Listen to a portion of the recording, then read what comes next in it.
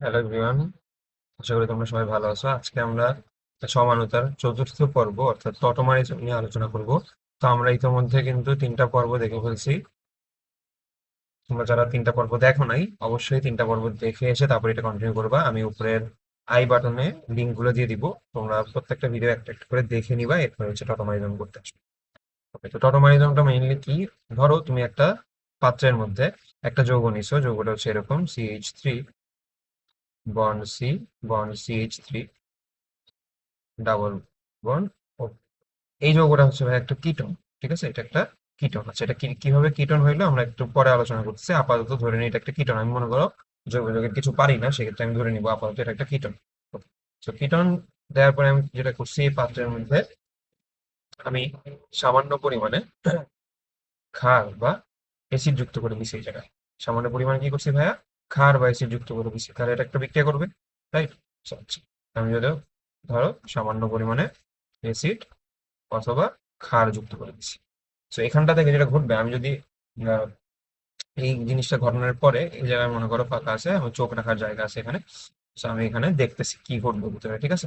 তো মনে করো এখানে আমি চোখ রাখছি, এই হলো আমার চোখ। এই হলো আমার চোখ। তো আমি যদি দেখি এখানে তাকাই, তাহলে আমি যেটা খেয়াল করব, এই জায়গায় ভাই দেখো এখানে এই যৌগটা চেঞ্জ হয়ে কিছুটা এরকম হয়ে যাবে। এই এখানে ডাবল বন্ড চলে আসবে, অর্থাৎ এই ডাবল বন্ডটা শিফট হয়ে এদিকে অথবা এদিকে যে কোনো একদিকে চলে আসবে। তো আমি ডান দিকে দিচ্ছি, এখানটাতে একটা হাইড্রোজেন কমে যাবে, CH2। আর উপরে একটা বন্ড ভেঙে, অর্থাৎ ডাবল বন্ডের জায়গায় সিঙ্গেল বন্ড হবে, আর অক্সিজেনের সাথে একটা হাইড্রোজেন যুক্ত হয়ে যাবে, ওই যে এখান থেকে যে হাইড্রোজেনটা বেরোছে ওখানে চলে আসবে। তাহলে এই যৌগটার নাম আসলে কি? একটু খেয়াল করো ভাই, দেখো এই জায়গায় দুইটা যৌগ একসাথে আছে, তাই না? প্রথমত ভাই এই যে ইন আছে, রাইট? অ্যালকিনের ইন। তো আমি বলতে পারি এখানে ইন আছে, ঠিক আছে, ENE। প্লাস আরেকটা জিনিস আছে, খেয়াল করো ভাই, এখানে কি আছে? এখানে কিন্তু অল আছে, অল অ্যালকোহলের কার্যকরী মূলক আছে। তার মানে এখানে কি আছে? অলও আছে। তাহলে টোটাল যদি আমি বলি, তাহলে এখানে আছে হচ্ছে ভাইয়া ইনল। কি আছে ভাইয়া? ইনল। তাহলে এই যৌগটা, ইনল যৌগ, ছিল হচ্ছে কিটোন থেকে উৎপন্ন হয়েছে। কোথা থেকে উৎপন্ন হয়েছে ভাইয়া? কিটোন থেকে। তার মানে এই ওভারঅল সমানুতাটাকে আমি একটা নতুন নামে ডাকতে পারি, সেটা হচ্ছে ভাইয়া কিটো ইনল সমানুতা। কি সমানুতা? কিটো ইনল সমানুতা। তার মানে আমি টটোমারিজমের আরেক নাম কি বলতে পারি ভাইয়া? টটোমারিজমের আরেক নাম বলতে পারি আমি কিটো ইনল সমানুতা। কিটো ইনল, কিটো ইনল সমানুতা, কিটো ইনল সমানুতা। Okay, হইলো। এখন যেহেতু আমার এটা একটা ভাইয়া বিক্রিয়া ঘটতেছে একটা বদ্ধ পাত্রের মধ্যে, তো আমি তাকায় থাকলে দেখবো যৌগটা একবার হচ্ছে কিটোন, আরেকবার চেঞ্জ হয়ে আবার ইনল হয়ে যাচ্ছে। তারপরে তার ঠিক পরের মুহূর্তে আবার দেখবো ভাই আমি কিটোন হয়ে যাচ্ছে যৌগটা, ঠিক তার আবার পরের মুহূর্তে দেখবো যৌগটা আবার ইনলে পরিণত হয়েছে। তো এখানে মেইনলি যেটা ঘটে, একটা গতিশীল সাম্যাবস্থার সৃষ্টি হয়। গতিশীল সাম্যাবস্থা। আচ্ছা, সাম্যাবস্থা মানে কি? সাম্যাবস্থা মানে বিক্রিয়াটা যে অবস্থায় স্থির হয়ে যায়, ঠিক আছে, স্থির হয়ে যায়। স্থির মানে পরিবর্তনটা স্থির হয়ে যায়, অর্থাৎ এই যৌগ থেকে এই যৌগের পরিবর্তন, আবার এই যৌগ থেকে এই যৌগের পরিবর্তন বারবার হচ্ছেই, রাইট? স্থির কিন্তু মানে একেবারে কিন্তু থেমে যায় না। সো গতিশীল সাম্যাবস্থার সৃষ্টি হয়। গতিশীল সাম্যাবস্থা, সাম্যাবস্থার সৃষ্টি হয়। ওকে। আচ্ছা, তো আমরা বলছিলাম ভাইয়া কিটোন কেন হইলো, এই জিনিসটা আমরা একটু বুঝবো। তো খেয়াল করো, এই জায়গায় আমি যদি বলি কিটো, কিটো মূলক বা কিটো যৌগ কিভাবে চিনবো আমি? কিটো যৌগ, কিটো যৌগ। সো কিটো যৌগের গঠনটা আমরা একটু আগে দেখে ফেলি।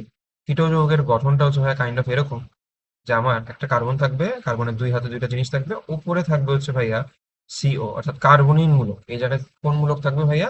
এই জায়গায় থাকবে হচ্ছে কার্বনিল মূলক, অর্থাৎ এই যে বন্ড CO বন্ড, অর্থাৎ এটা হচ্ছে ভাইয়া কার্বনিল মূলক। আচ্ছা আচ্ছা, কার্বনিল মূলকের দুইটা কার্বনের, কার্বনিল মূলকের একটা কার্বনের দুইটা হাতে দুইটা জিনিস থাকতে হবে, তাই তো? তো এখানটাতে ভাইয়া মনে রাখবা, এখানটাতে হাইড্রোজেন অথবা অ্যালকাইল গ্রুপ যে কোনো একটা থাকলেই হবে। এই হাতেও হাইড্রোজেন বা অ্যালকাইল গ্রুপ যে কোনো একটা থাকলেই হবে। তো কখন কোনটাকে আমি কি বলবো? মনে রাখবা এই কথাটা। তো যদি কার্বনের একটা হাতেও আর থাকে, ঠিক আছে, তাহলে, অর্থাৎ একটা হাতে আর না, আমি অন্যভাবে বলি, যদি একটা হাতে, মিনিমাম একটা হাতেও যদি হাইড্রোজেন চলে আসে, দুইটা তার সাথে ভালো। যদি একটাতেও হাইড্রোজেন আসে সেই যৌগটাকে আমার বলতে হবে ভাইয়া অ্যালডিহাইড। কি বলতে হবে? অ্যালডিহাইড। অ্যালডিহাইড। ওকে। আর যদি আমার দুই হাতের মধ্যে যদি আমার দুই হাতের দুইটাতেই যদি আমার দুই হাতের দুইটাতেই আর চলে আসে, অ্যালকাইল গ্রুপ চলে আসে, সেই ক্ষেত্রে যৌগটাকে আমার বলতে হবে ভাই কিটোন। কি বলতে হবে? কিটোন বলতে হবে। যে যৌগটার এক্সাম্পল আমরা আগের পেজটাতে দেখছি, এটাকে আমরা বলবো ভাইয়া কি কিটোন। ঠিক আছে, কিটোন। তো কিটোমূলক বা কিটো যৌগ মেনলি দুই ধরনের হয়। এক হইলো আমার অ্যালডিহাইড, অ্যালডিহাইড। আর দুই নাম্বার হইলো ভাইয়া কিটোন। কি ভাইয়া? কিটোন। ওকে। তো আমরা অ্যালডিহাইড আর কিটোন কিভাবে চিনবো এটা দিয়ে কিন্তু আমরা বুঝে ফেললাম। সো আমার এই কার্বনমূলক যুক্ত যৌগে দুইটা হাতে, কার্বনের দুইটা হাতে অ্যালকাইল গ্রুপ অথবা হাইড্রোজেন থাকে। যদি যে কোনো একটা হাতে হাইড্রোজেন চলে আসে তাহলে সেটাকে আমি বলবো অ্যালডিহাইড। আর যদি দুইটা হাতে দুইটাতে অ্যালকাইল গ্রুপ চলে আসে তাহলে সেটাকে আমি বলবো ভাইয়া কিটোন। ঠিক আছে, আশা করি তোমরা কিটো যৌগটা বুঝতে পারছো। তো আমরা একটা এক্সাম্পল অলরেডি দেখছি কিটো ইনল সমানতা। তো আমরা একটা এক্সাম্পল দেখবো। এই যৌগটার দিকে একটু খেয়াল করো। এই যৌগটার নাম কি হবে ভাই বলো তো? দেখো, যে কোনো একটা হাতে কি আসছে? হাইড্রোজেন চলে আসছে। যে কোনো একটা হাতে হাইড্রোজেন আসছে, তার মানে কি হবে? যে কোনো একটা হাতে হাইড্রোজেন আসার কারণে এই যৌগটার নাম হবে ভাইয়া অ্যালডিহাইড। কি হবে? অ্যালডিহাইড। আচ্ছা, তো এটা একটা কিটো যৌগ, রাইট? কিটো যৌগ। তো কিটো যৌগ হইলেই তো আমার কিটো ইনল সমানতা দিবে, অর্থাৎ টটোমারিজম দিবে। তো তার মানে এটা একটা কি দিবে ভাই? টটোমারিজম দিবে। ওকে। তো টটোমারিজম দিয়ে কি অবস্থায় পরিণত হবে সেটা আমরা একটু দেখবো। খেয়াল করো। এই, এখন আমি যদি বিক্রিয়াটা সম্পূর্ণ করতে চাই, এখানে আমি ধরে নিই H+ অথবা হাইড্রক্সিল। এখন তো এটা চেঞ্জ হয়ে যাবে, রাইট? চেঞ্জ হয়ে কি হবে? দেখো, খেয়াল করো, এখানে ডাবল বন্ডটা এদিকে শিফট করবে। কেন এদিকে শিফট করবে ভাই? কারণ এদিকে তো কোনো কার্বন নাই, সে এদিকে শিফট করতে পারতেছে না। তো এদিকে যেহেতু শিফট করবে, তাহলে আমার এখানে যেটা হবে, যেদিকে শিফট করতেছে একটা হাইড্রোজেন কমে যাবে, CH2 ডাবল বন্ড C, এদিকে বন্ড H ছিলই, আর একটা হাইড্রোজেন যে বের হয়ে গেছে এটা গিয়ে অক্সিজেনের সাথে বসে যাবে। ঠিক আছে, তো এটাও কিন্তু একটা কি যৌগ ভাইয়া? ইনল যৌগ।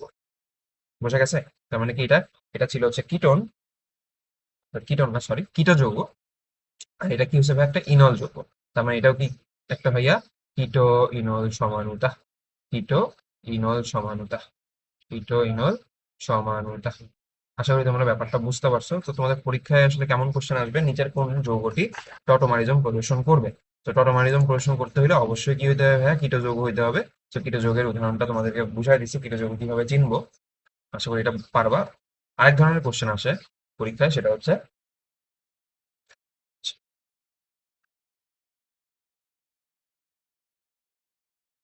টটোমারিজমের আরেক নাম কি? কিটোইনল সমানুতা। আর কোন সমানুতায় গতিশীল সাম্যাবস্থা সৃষ্টি হয়? অর্থাৎ পরীক্ষায় যে সময় কোশ্চেন আসতে পারে সবকিছু কিন্তু তোমাদের ভাইয়া দেখা দিচ্ছি। তো আশা করি তোমরা ক্লাসটা ভালো করে বুঝতে পারছো। তো তোমাদের লাস্ট গাঠনিক সমানুতা অর্থাৎ কার্যকরীমূলক সমানুতা পরের ক্লাসটাতে আমরা দেখবো। এর সাথে আজকের ক্লাসটা শেষ। সবাই ভালো থাকবা। ভালো থাকবে সবাইকে।